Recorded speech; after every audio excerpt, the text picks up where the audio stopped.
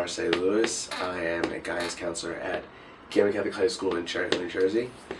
And I started here September of this year. However, I'm an alumni from here. I graduated 2001, and I also did my internship here 2 years ago in the 2009-2010 school year, and spent a year here. And they actually hired me for a stint as well.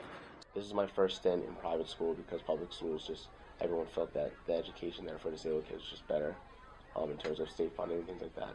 So even picking here was a big leap of faith for my parents because it was a completely different ballgame then as well. But I'm happy I did this because that also made me more independent in terms of not really knowing because the funding wasn't there, but kind of getting my feet wet in terms of being that independent person, not always having the state to fall onto or like an aid or something like that, you know what I mean? Things which I really didn't need in the first place. And then as well, like I was saying, applying for college when I was like, all right, he's going to be on his own whether I like it or not. I mean, I had the advantage, if you will, of being born with it as opposed to being used to something for like 28, 29 years or however old they may be. I mean, you got to think about the guys coming from Iraq and whatnot who are new to this whole thing and thinking, well, where do I begin, you know? Yeah, I see people in wheelchairs and stuff all the time. Doesn't mean we're in the same community, even though we are.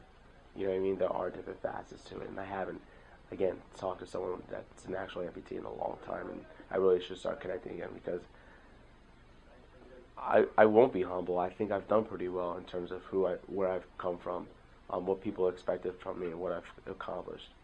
You almost need that cockiness sometimes because there's way more people who are gonna say you can't do that than there's gonna be people that are gonna say you can. Because again, people judge the book by its cover. So of course it's a cockiness. I have to have that because I have to convince everyone that, and I'm not convincing just for myself, for other people that are disabled as well. That's the way I feel. You have to convince for everyone that's in your community. You know, we're able to do everything that you're able to do. You know, we've done lots of training and lots of mundane, repetitive things to get to where we are. So yeah, I'm gonna be cocky about it. You know. The same way like athletes, like I can make a 3-point shot. I'm going to be cocky about it because I did lots of training to be where I am right now, you know. There have been times where people have felt really uncomfortable around someone who has no arms, you know what I mean? It is what it is. I can't fault them, but at least I can try and make them more comfortable, you know. That's where kind of the sense of humor of being the life of the party and that guy comes in. I tell you what though, I've led such a quote-unquote normal life. I feel sometimes I've almost ostracized myself from that community, which is horrible to even say. Yeah, I mean, I would get jokes about the disability and stuff like that, but I took it all in stride and kind of built a great sense of humor because of it, because I was able to be so so quick with my responses back that kids were just like taken off guard and like, you're disabled, your mom, like what? Where'd that come from? You know what I mean? And this is like in 3rd grade, you know, so I always like to say, what doesn't kill you makes you stronger kind of thing with me. I think I was able to kind of flip that whole thing, and it worked to my advantage. I mean, a disability is a disability is a disability. There's going to be a stigma with it.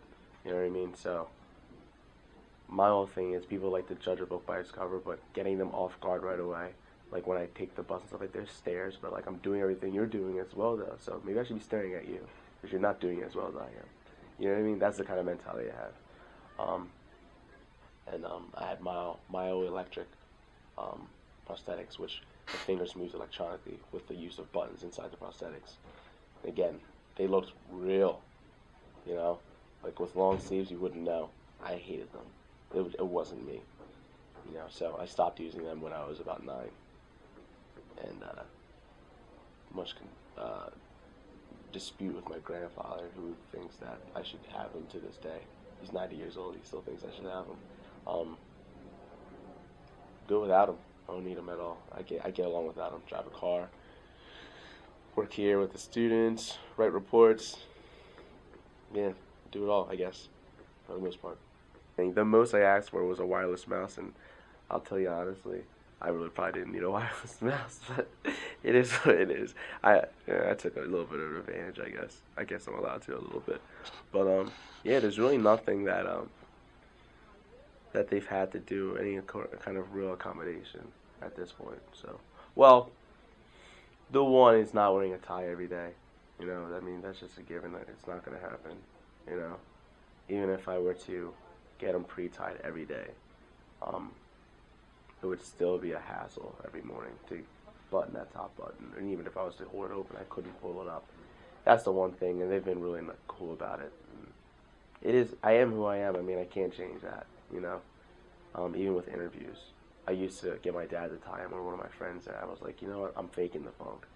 I shouldn't be going in with a tie because if you give me this job, it's not gonna happen every day. You know what I mean? So I might as well go in. This is who I am. Get used to it, you know.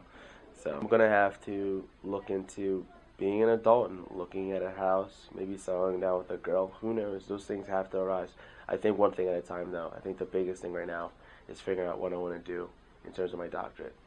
Um, am I going to do educational leadership? Am I going to go into psychology and maybe do that whole thing, become a school psychologist later? I don't know. There's a lot of different things I have to think about, but I think my schooling is number one right now for me.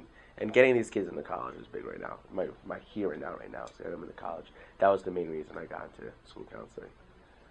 When people start seeing all the different things I've accomplished and can do, it's like, this guy is capable. He's not handicapped. You know what I mean? And again, that's something I've worked hard to make sure that people see that.